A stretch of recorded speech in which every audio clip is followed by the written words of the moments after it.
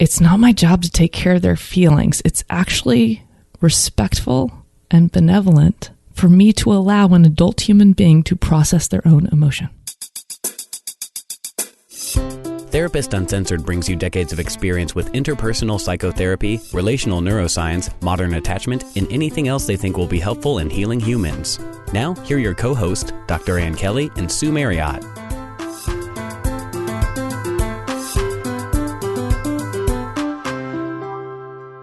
Hey everybody, thanks for tuning in to Therapist Uncensored.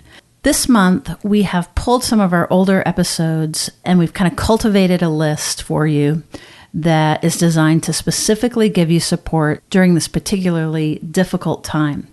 We are increasing our publication. So in other words, instead of doing it every other week, we are doing it weekly, but they are from our catalog.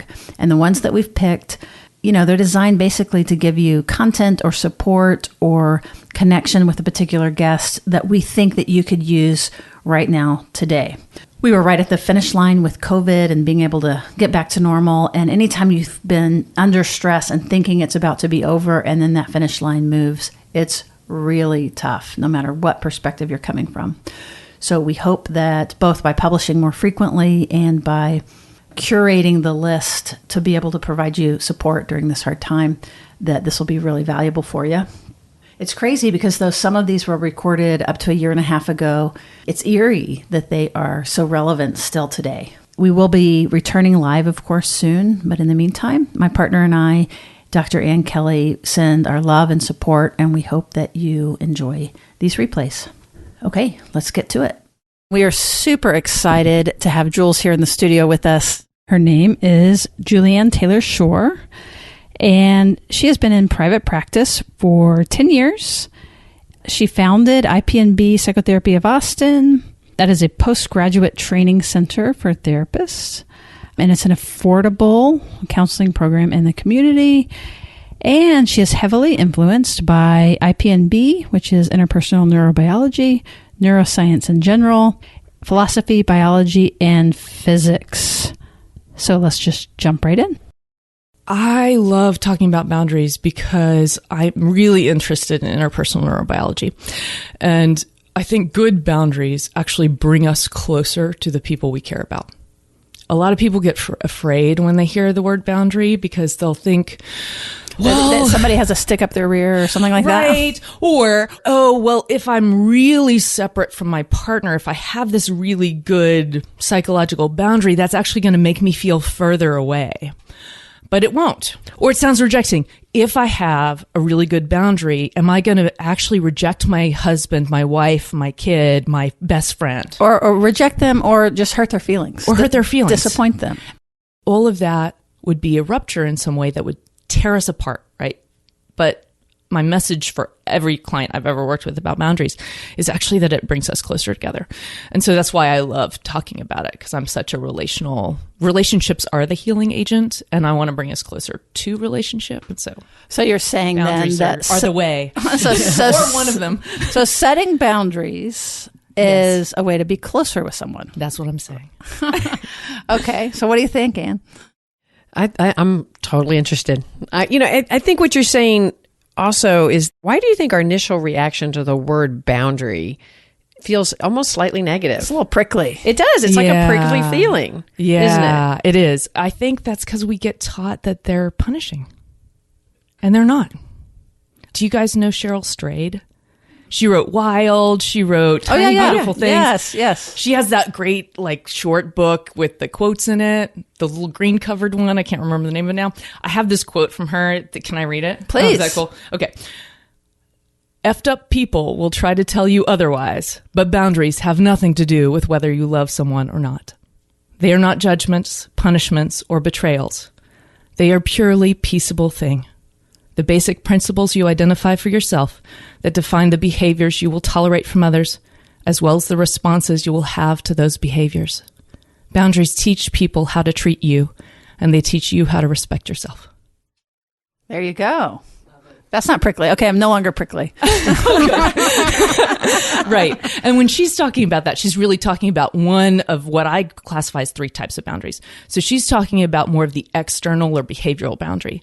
So let's say my husband wanted me to do something different with parenting our kid, which happens all the time. My husband's fabulous and he's really good at communicating. And so we have lots of really in-depth discussions about how to parent our child. And we sometimes have different ideas.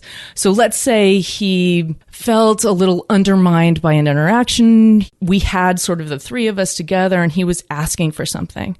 Well, I might set a boundary where I say, I absolutely want to support you and have you feel really supported by me as a parent.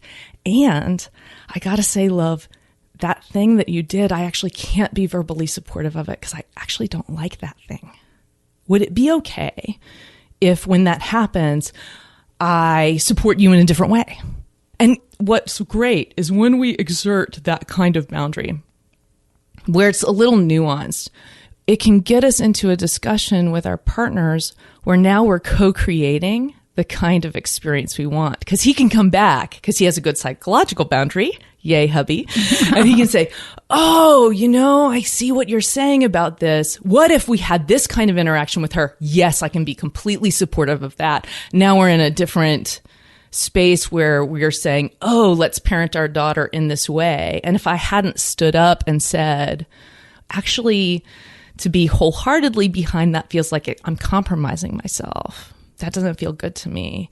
But let me tell you what would feel good to me. Let me tell you how I can be supportive. Does that make sense? Oh, yeah, completely. One of the things I like about that is it's requiring both the understanding of yourself and the other person. Yes. Right? For you to be able to come back and go, you're not judging him and telling him he's wrong. You're coming back and talking like, that doesn't work for me. I want to support you. Doesn't work for me.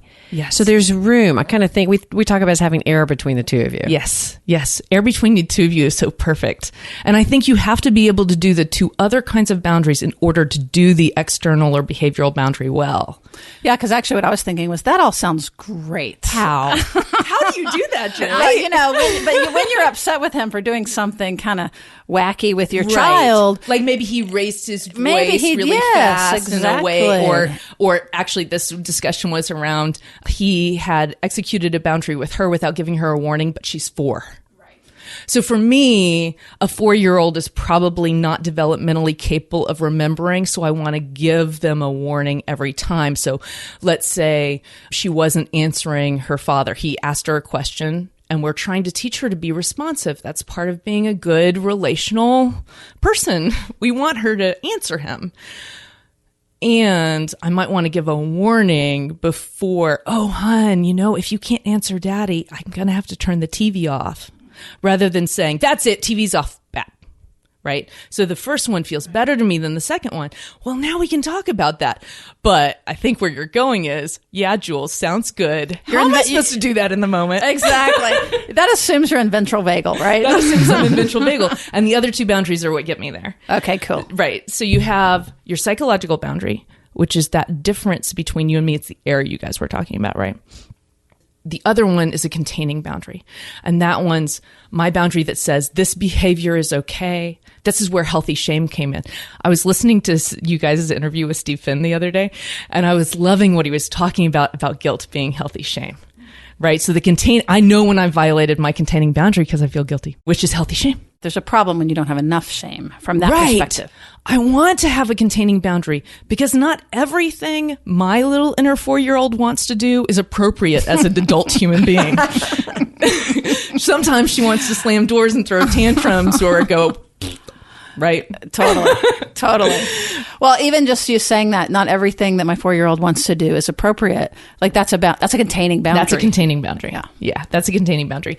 And then we have because there was a part of me, my 4-year-old, that wanted to put my fingers in my ears and go, "That's not true. Right. No, I'm not hearing you." Yes, exactly. And then you have your psychological boundary, which is that space where your truth and my truth are allowed to be different, and because of that, that allows me to be more connected to you. Can you say more about that? Yeah.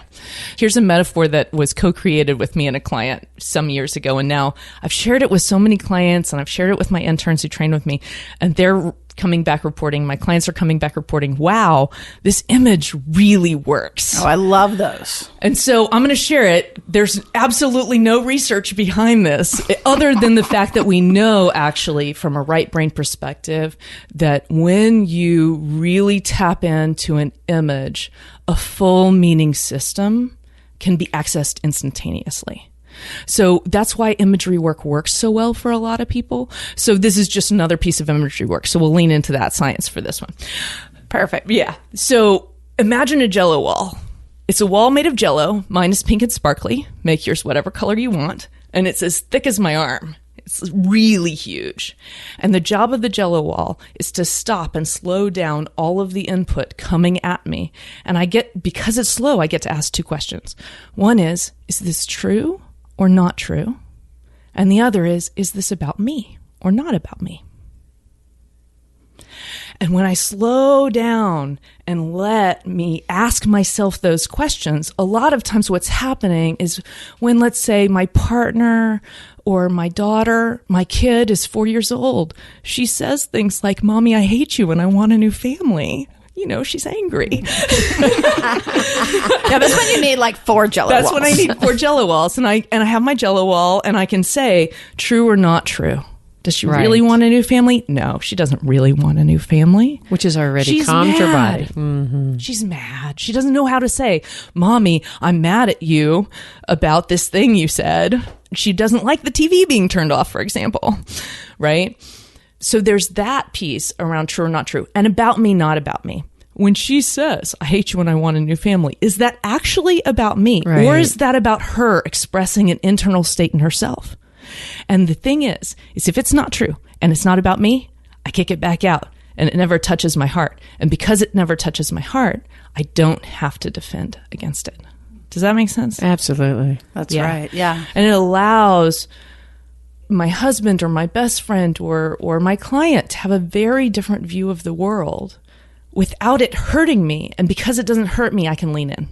No, I totally get it. That if you have a good, solid, strong boundary that's out there enough that actually keeps you safe, then you can keep your heart open inside that boundary. Right.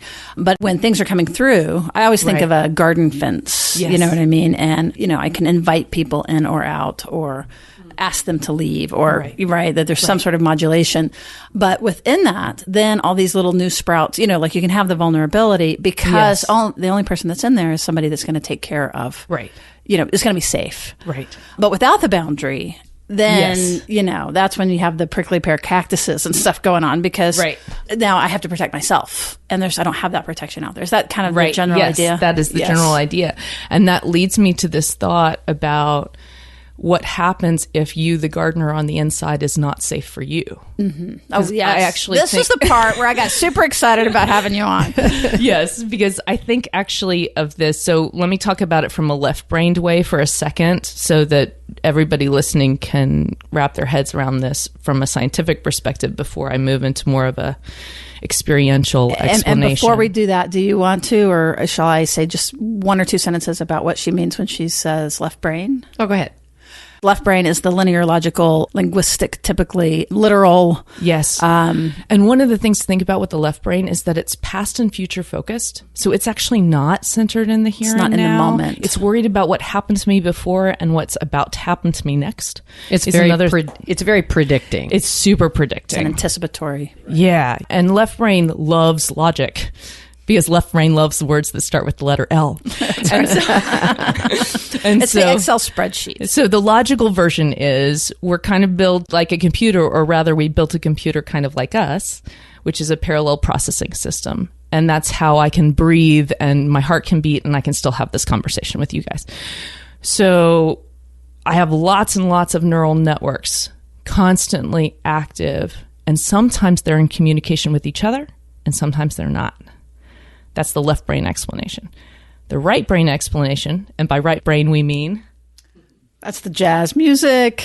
It's wordless. It's our autobiographical self. Yes. Or abstract. It can do both and. The emotional. It's here and now. Here and now. Mm-hmm.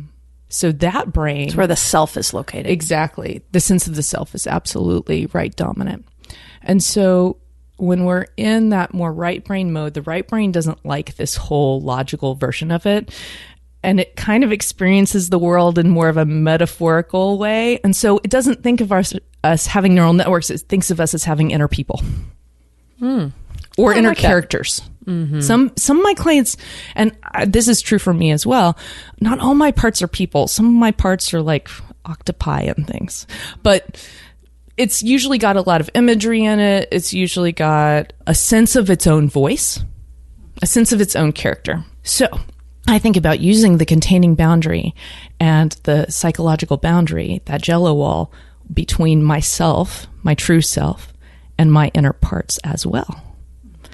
So sometimes I'll hear a voice that says, Jules, you're stupid. Why on earth is anybody inviting you on a podcast? And I listen to that inner voice and I think, true or not true? About me, not about me. And the truth is, no, that's not true. And it's about protecting some little vulnerable part that's afraid of sounding dumb or being embarrassed, and all the different moments of embarrassment I've ever had in my life, and afraid of reigniting those. And so it's not really about who I am now. It's about protecting a little being who I was, and at some point had some moment of embarrassment or had some moment of looking stupid and was left alone. And so there was a little moment of trauma. Because I define trauma as overwhelm plus alone. Put them together and you get trauma. So there's these little moments of trauma. Some are big, some are teeny tiny, right? And all those internal voices that are trying to shame me are really about protecting those, which isn't me. It's not the fullness of who I am now. It's just something I experienced at some point. I like when you're saying that about the jello wall helping you, because I think when we started off talking about the idea of boundaries being threatening, and it feels like as you're talking about this, what you're doing is it feels boundaries being protective. It's this idea, it's not about the boundary being about keeping someone else out because they're dangerous. That's kind of what a boundary sounds like. I have to keep you out because you're dangerous. And what I hear you saying in that is that jello wall and those two questions give you that space a little bit to reflect and be in your own system. Yes. So it's a boundary to be able to connect to yourself. Right. Yeah. Exactly. And it allows me to really lean in because I feel like I have protection. Right. My heart is protected. If you're upset with me, let's say I did something. Let's say I really did something that was really hurtful, and you were trying to express that to me. Well, that boundary allows me to really lean in because my heart is protected enough that my relationship with you is now really important, right? Because my protectors don't want relationship with you. I'm very sorry to say. My protectors want to keep little parts of me safe, right? The more vulnerable parts. It's my whole brain. It's my integrated brain. It's my adult self that wants a relationship with you. And it's my little ones who are in exile back there who want relationship with you. My protectors are so afraid that my jello wall isn't there that they think they have to act. But if they see the jello wall, so here's another trick. I can have a jello wall between me and my partner, and then I might have an interaction with my partner that's just slightly more successful than the last time we had a fight. Let's just imagine for a moment, because you're not going to get it right away. It takes practice. It takes like 3 months of really concentrating on this image for it to take hold in a way where you can see the world like Neo and the bullets are coming towards you and you can pick them out of the air. Right? But let's imagine for just a moment that That's an awesome image, actually. I'm thinking about him going backwards and it going over his head. And exactly. Wonder Woman, actually. We should evoke Totally. Wonder Woman. Wonder Woman she could too. do it. Oh, with the flip totally of her do it. arms. Yeah, but Yes. also just like... Yes. Get out of the way and let it roll right by. Exactly. For those of you that can't see Sue, she's sort of leaning back, and you can see the bullet just... bullets And the slowly bullets go are by. slow motion going by my head. So in order to be able to do that, that takes a little bit of practice. But let's imagine for a moment I had an interaction with a friend or a colleague or a partner or my kid, and instead of doing my normal thing, which was to shut down and withdraw immediately, that's my go-to, or if I was more of a fighter, to raise my voice or lose it right away. Instead of doing that, my jello wall was intact enough that I had 3 more seconds of a pause than normal, and I was able to lean in and ask one more question than I normally could. And then maybe after that, it went all to hell. Still, it was better. And I can actually, after that moment, ask my protectors to look at what I'm practicing. I can ask them to pay attention. This moment, I actually was not in that much pain. And this jello wall thing really helped. And they'll start backing off more and more. So I can have them look at this practice, and I can also have my jello wall exist between my selfhood, my full adult integrated brain, and my voices that learned from lots of experiences, how to protect me in ways that are maybe the cost benefit analysis doesn't weigh out. Well, and I love the way you're talking about it too, because it's so non-shaming. Because a lot of times what we'll do is we'll beat ourselves up, or we'll be really hard on ourselves. Right. And then we get a little bit of therapy, and then we get mad at that part that's beating ourselves up, right? Uh-huh. I tell all my clients, don't beat yourself up, and then don't beat yourself up for beating yourself up. Exactly. Don't judge the judger. Right, exactly. In fact, I have great gratitude. I have so much gratitude for our shaming parts, because they really are trying to help us. And so I think there is something about shifting our perspective towards them. Oh, these are like my teenager parts that learned how to get scrappy. They can get scrappy with me like they can get scrappy with everybody else. I think that's great. And I'm also hearing kind of some of your examples, because as you said, like the visual is really helpful. And so you're being so generous in sort of sharing some of your own process. But I'm hearing age differences. Yes. That's one way that you're differentiating them. Yes. And then you mentioned animals. And that's a very familiar concept to me. When I do ideal parent protocol, like when people can't find that ideal parent, it's much easier to access it through sort of the animal kingdom and things like that. So it's octopi is interesting. We want to hold them, and we want to teach those internal parts how to have a containing boundary. So our younger, more hurt parts are more likely to flood, and our protector parts are more likely to shut you down or shut me down, right? So our protectors are all about stopping this process. At any cost. At any cost. I can actually have a client turn inwards, and let's say they're getting flooded. And we've done enough work at this point that we understand, oh, that's coming from this moment where there was abuse in your past. We've done enough work. We have identified that. Okay, can you just come up with a picture of yourself from that moment? Even if you can't remember it, a photograph. Like a visual image. A visual image. And then to turn inside and see if you can place that visual image of yourself somewhere in your body, and then place a hand on that part of your body and just say, I see you. Honey, hold on. Just breathe for a second. And I'm going to offer her, my little inner child, the skills just like I would offer my 4-year-old girl. I'm just going to touch her. You know, with kids, me explaining why it doesn't. The left to left it's not logical to lose your crap right now, hon. That doesn't work, right? But if I can, instead, I hold my daughter. I have skin-to-skin contact with her. I hug her. I say, it's going to be okay. It's not going to last forever. It's all right. Just breathe all your air out. Don't ever worry about the in-breath, people. Breathe the air out, right? So when we do that, and I have this moment of touching into her and just saying, I see you, hon. It's okay. Just breathe. I'm teaching my inner parts to have a containing boundary, just like I would teach my 4-year-old self. And I don't have a teenager yet because my daughter's so young. You guys can talk more about how to do containing boundaries with teenagers. But teaching my more protective parts to have containing boundaries is much more like talking to a teenage self. Did you notice, Anne, how she would flip in and out between talking to yourself and your young selves? Yes. And your daughter. And I find that when people, sometimes it's very hard to access the kindness towards me, towards themselves, right? But boy, if you ask them about their child, they can feel it right away. Yeah. And I have clients who can't do that because they don't have kids or they're not in close relationships like that, but they can do it with an animal, or they can do it with a plant that they're growing in their house. Right. What's something that evokes that part of you. And so that holding that part, and for the listeners, she's putting her hand physically on the heart, and you can see that.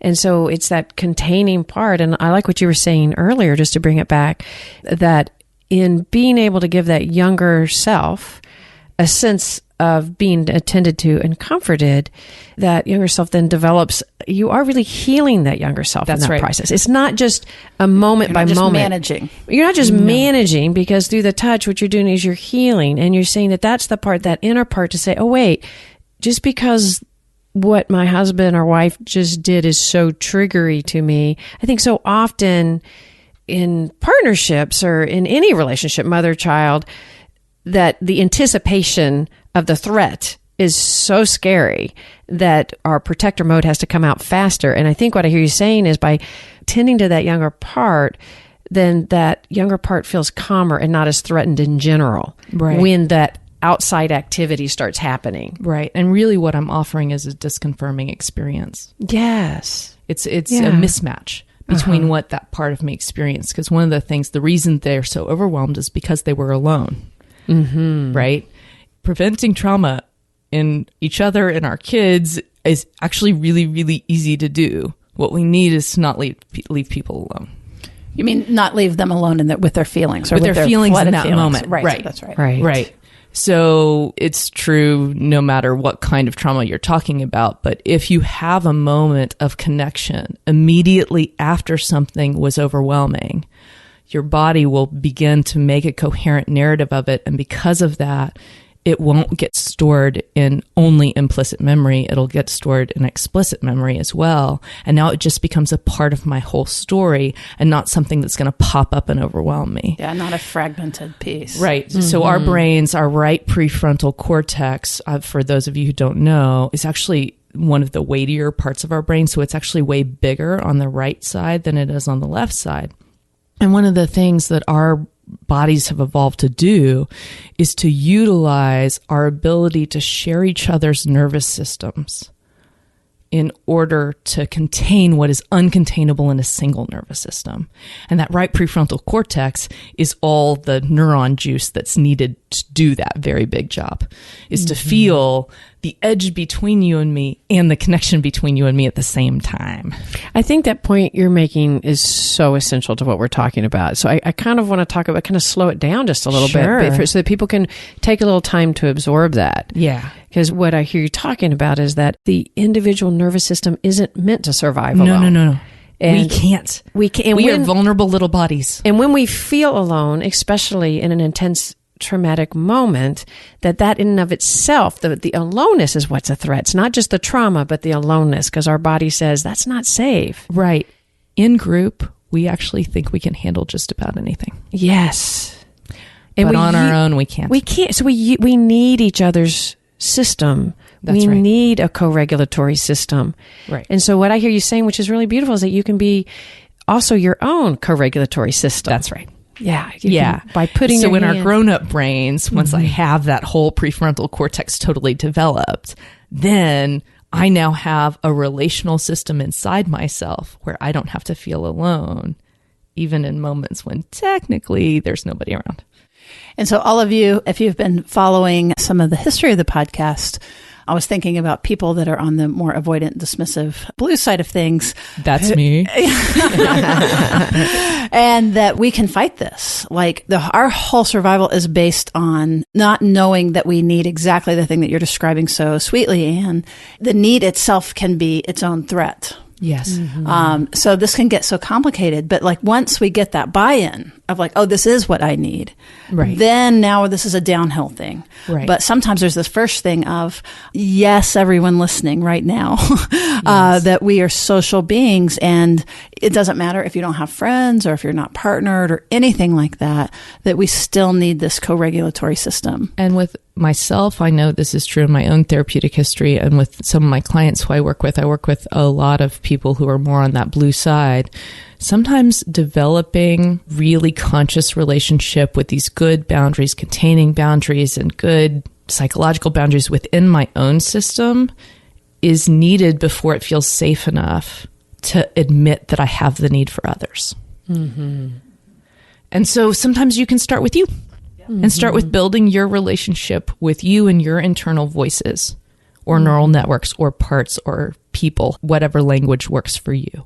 And if anybody is a little bit lost with our use of colors and things like that, there are 3 episodes 59, 60, and 61 from season 2 that really go into a lot more detail, so that we won't do it again here, but we'll talk about the attachment system, which is deeply tied to the regulatory system that you can hear Jules talking about. And we've mentioned the word ventral vagal. We also have other podcasts about the polyvagal system, and we're going to do some more soon. But earlier, when I had said, well, that sounds really good, but you're in ventral vagal. And what about when, right. I was actually had this idea, what if we throw her some examples? And, and so whatever the example, I don't know what the example in this one, but it's something where that you're not in your regulated self. Yeah. So we can talk about, you've mentioned 3 different types of boundaries. And I love what we're talking about, because we're talking about how boundaries have a lot to do with what's going on in your own internal system. It's not just blocking out the threat. Yes. And being aware of your own internal threats and safety.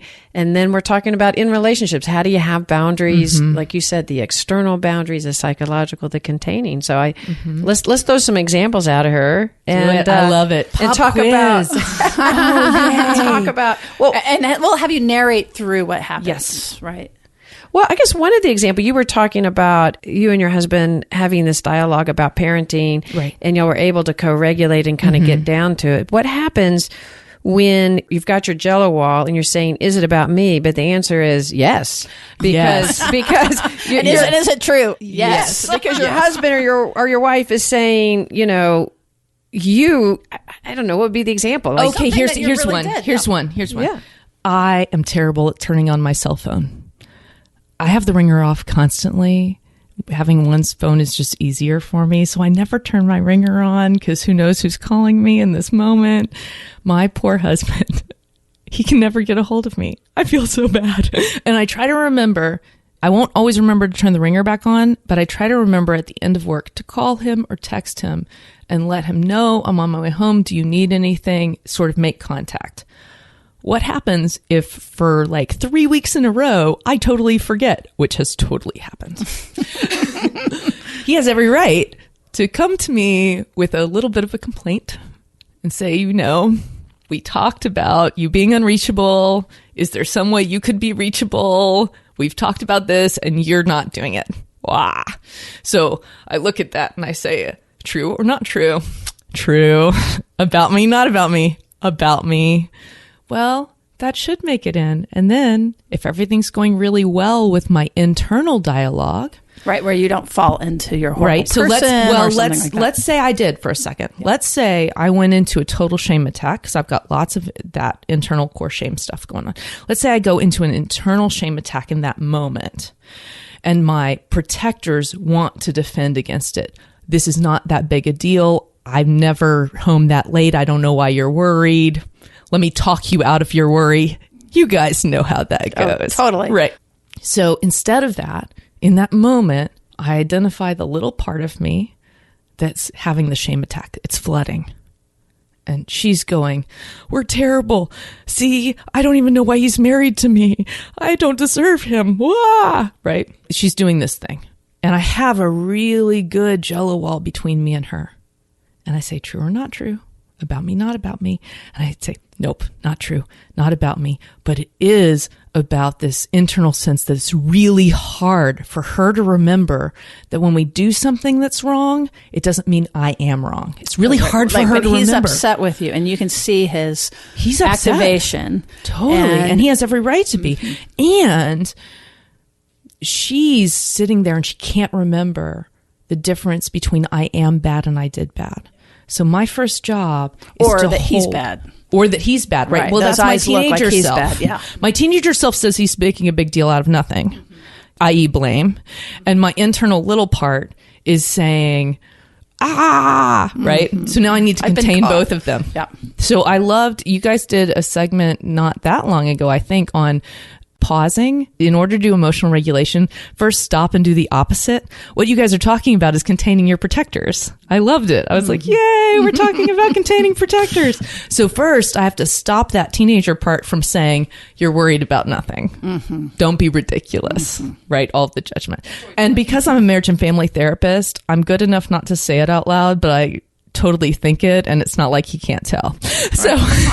So hopefully what I'm going to do is first I'm going to approach her, that protector part of me that's saying don't worry, and hold her back and say, wait a second, the judgment isn't helpful here, hon.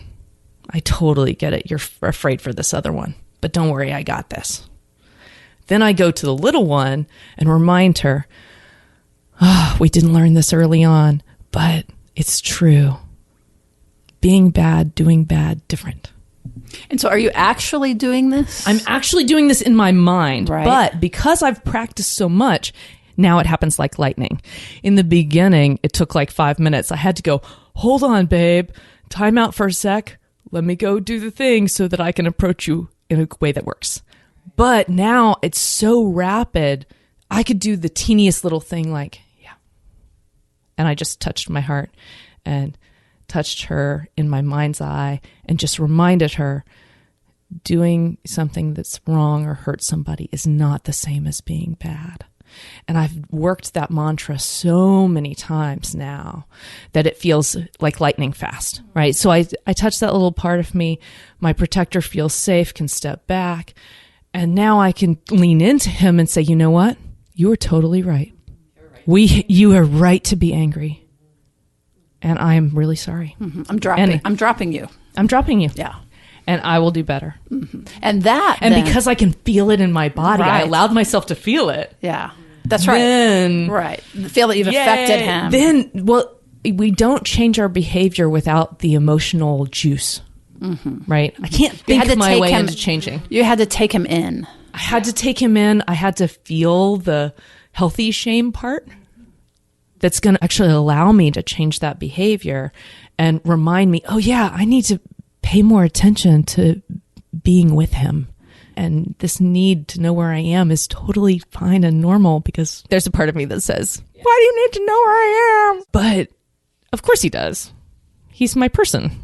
Somebody asks you to do something that, let's say, former client. You don't have any room on your caseload. Don't have any room. But you love this client. Love it. And they're like, hey, and they do all the things to, yes, it's urgent. And I know you said you weren't accepting clients on your voicemail that was already out, or, but I really would love for you to make an exception for me. Yeah. Okay. So, I throw up my Jell-O wall first and say, true or not true, about me, not about me. This client has an urgent need, true or not true. Well, I actually don't know. Right. I know that they're communicating it to me that they're urgent, that's urgent. I don't know if that's true or not.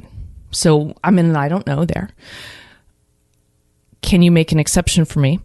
No. I have to get some clarity around, do I really have any wiggle room here? No. Okay. About me, not about me. This goes back to this idea that boundaries have nothing to do with whether you love someone or not. I know we're not, as therapists, supposed to talk about love. Oh, we talk about it all the time. But I talk about it all the time. It just happens. I do. I love my clients. And so let's say I totally love this client, this boundary. I have to remind myself in my mind's eye, oh, this has nothing to do with whether you love someone or not, right? And then, okay, here's another little one I give to people. I say this mantra to myself because this is so true. It's not my job to take care of their feelings. It's actually respectful and benevolent for me to allow an adult human being to process their own emotion. So we're going to pull that out and put it in big letters on our show notes, because that's awesome and benevolent, right? I don't get to control other people. If I were to cross that boundary, what's actually happening is I'm going to control your feeling. Yes. That dance is about me not feeling bad and not feeling guilty by controlling whether you are disappointed in me or not. That's right. That's right. So really, it's caretaking I'm yourself. actually caretaking little parts of me. Right. So if I can take care of them really well, so now watch, I'm going to turn it inwards and I'm going to go, there's a part of me that loves to be needed, that really wants to say yes. I'm going to take care of her. There's a part of me that doesn't want to do anything wrong ever. I'm going to take care of her. There's a part of me who wants to be able to not have the vulnerability of humanity and have any limits at all. And he's very big and strong, and he doesn't like to say that anything will ever happen that's bad. They all want to say yes to this. So I have to do a really good job of being compassionate and listening, connect first, redirect second, with every little internal part in me first. Then I can call this client back and say, I totally hear your urgency. I hear how much you need to come in. I cannot do it. Here are 3 referrals. High five on that one. That's rough. I love you walking us through the process. And part of what you had to do was you identified the different urges, like impulses to action. And also takes us to this notion of caretaking as really selfish, actually. Actually, caretaking is totally selfish. Yeah. It's all about Not caring. trying to control, not caring for other people. Right. But But we managing don't their get to control emotion. other people. That's right. Period. And you know what it makes me think of too is kids and how often we screw them up by doing things like be nice to them. Oh, well, I know that, you didn't want to invite them, and that, that we instruct actually to not listen to ourselves and to not take care of ourselves. And this is one thing that, again, Adam's my husband's name, have had discussions about, and I get really passionate about when we talk about it, because we're raising a little girl. And I think we teach little boys and little girls lots of terrible things. If she doesn't want grandpa to hug her. Right. Even if it hurts grandpa's feelings. Exactly. What if we're saying goodbye to Nana and grandpa, and in that moment, she doesn't want to hug goodbye? And this happens all the time. And I am a big advocate for saying that's okay. And I'm not going to take care of Nana and grandpa's feelings because... How about a high five? How about a high five? And that doesn't mean we don't say goodbye. Right, that's right. It doesn't mean we're not respectful. I'm not going to... No, we are in a family. We're going to say goodbye. And if hugging doesn't feel good to you right now, what will feel good to say goodbye?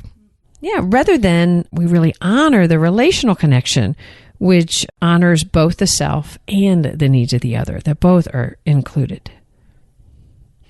Okay, so wait, another example, Jules. We're giving you examples, and I want to toss another one out your way. So let's take a different direction here. So, when your husband approached you with that issue, from your description, he sounded pretty darn reasonable, pretty calm, cool, collected. He was doing great. But let's just suppose he did. He's a little red. Let's say he's a little red. Let's say he's red. Yeah. So he's a little preoccupied. He's not, by the way. We're both blue. Right. Let's imagine he is red. Right, or he's not even just red, but he's upset. No, actually, let's just get away from your relationship. Let's think more abstractly. Oftentimes, when people have been together for years, we've talked about how our brains are just predicting machines, so that we're very familiar with what we imagine our spouse or our child are going to do, and that can breed threat really quickly. And we often aren't so calm, would we all agree, I can guarantee there are listeners out there saying there is no way my partner would come to me so nicely and reasonably. Even with one person stopping to take time to try to even generate the Jell-O mold, that in itself could feel like some kind of a threat. Where have you been? Or even in a reasonable, at least reasonable to one person's mind, question like, where have you been? That can be felt by the other as an inquisition or some implied judgment, which actually says, you let me down constantly. And so we're already feeling our own activation. Yeah. Let's talk about real life. Yeah, exactly. I know there's people out there. I don't think they're gonna respond like that. No, totally. And you're right. So let's imagine that they're coming at me hot, right? This is where the Jell-O wall is the most important thing in the world to have. Because if I have it and he's shouting, you never call, I say true or not true. And not true, right? And is it true I haven't called lately? Yes, that's true. I let that in.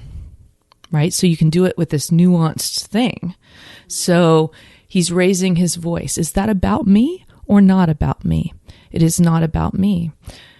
I'm going to keep that on the other side of this. I'm not going to let that in as a personal attack. I'm going to let that in as information about what's going on with him. That's not about me. That's about him. Does that make sense?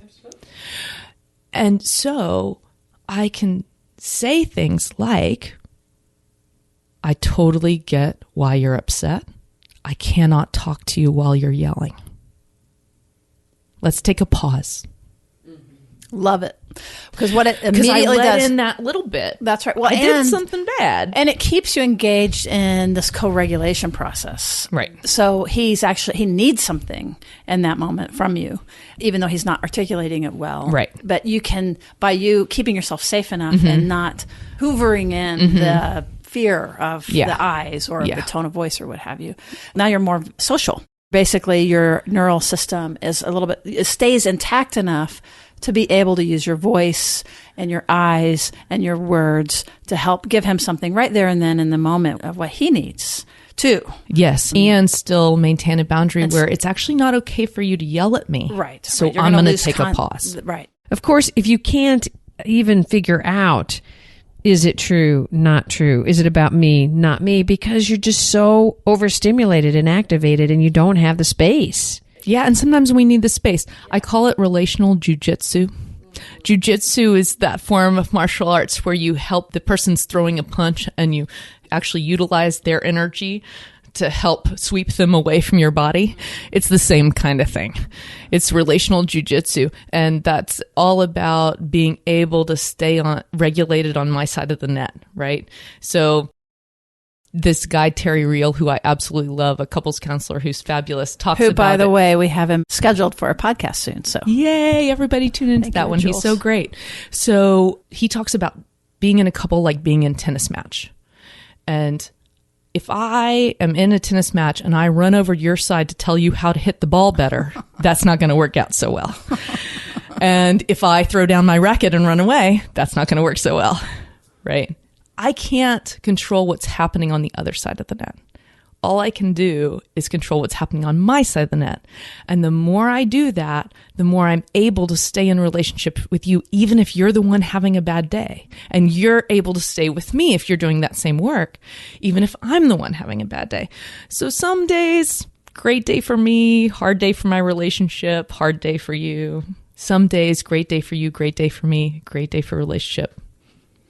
And part of how that works just is that if I'm looking across the net and I see that I'm like overshooting it and hitting the net and just screwing up, right? Yes. But I see you super calm and just ready to get the ball if I ever get it across. Totally.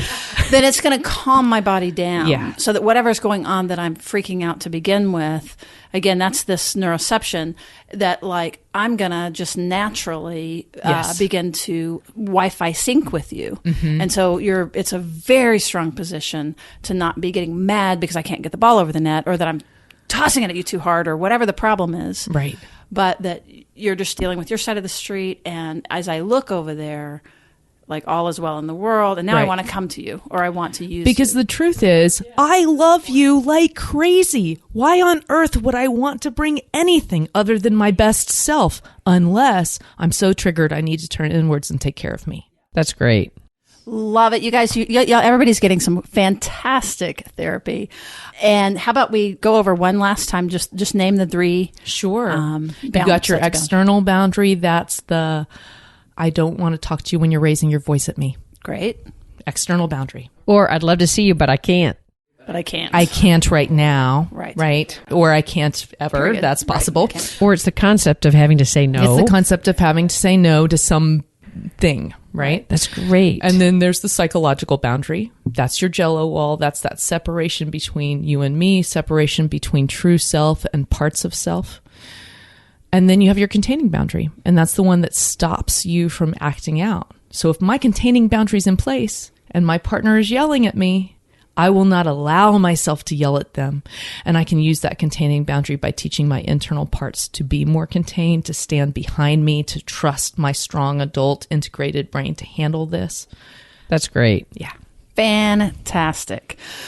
We're going to put some of this in the show notes for sure, including the reference for the poem that Jules read. Oh, yeah. That'd be really fun. Yes, for sure. And why don't you tell everybody if they're looking to reach you, where they might find you? www.ipnbaustin.com. That stands for Interpersonal Neurobiology. And Juliane Taylor Shore is my name. And yeah, there's lots of good info on there. We've got a lot of therapists who work at IPNB Psychotherapy of Austin who are trained in this similar way. And if you're local, you also do some trainings. Yes, I do. I do. So study groups and one-off trainings and consultation groups. Excellent. Jules, you are such a great resource for us in Austin. You really are. Oh my gosh. Oh, thank you guys. Oh my gosh. How much fun is this? This is awesome. You did fantastic. And I always get so much every single time that we interview somebody, but I was like, that's why I said, this is such great therapy. It's fantastic. Right. And for those of you that may have some comments about today's episode or something in the past or just some feedback, or a request for future, we have a way of giving direct feedback, right, Sue? That's right. If you go to the website, which is therapistuncensored.com, there's a little floating blue. I did look in. We've been calling it all kinds of colors, but it's actually a blue button that you push and you can leave a voicemail, and we will be able to hear your voice and even respond sometimes directly to you.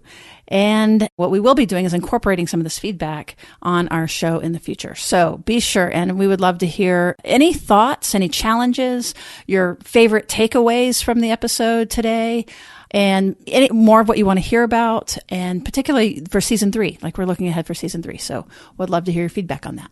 And in the meantime, as far as seeing what we're up to, the biggest thing you can do is go to Facebook and like us. That's a pretty active group that we're in. There's a private group too that you can ask to be a part of. And you'll hear about things coming from there. Right. Thank you, Jules. Thanks, guys. And thanks for all of you for joining us.